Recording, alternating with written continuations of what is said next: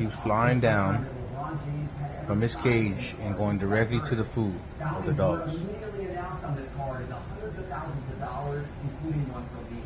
The card got so much attention that even Giannis put out a bounty. Topps decided to reward the card by sending out a redemption for it to one lucky collector. This little bird, bro, The base version of this Topps runs him off, bro. There was so much resistance. Rock, hold your ground, Rock. Hold your ground, Rocket. That more than 588,000 That's your bull, homeboy. base cards were ordered. Topps shipped out those base cards to collectors in August of this year. Fuck him up, Rock. And a select group of Whoa. lucky collectors Whoa, whoa, whoa, whoa, whoa. Footwork, Rock. either a short print parallel or Piece him up, Rock. redemption for the one-of-one card. Whoa, whoa, whoa, whoa, whoa. Hey, hey, hey, homeboy, back the fuck up, bro.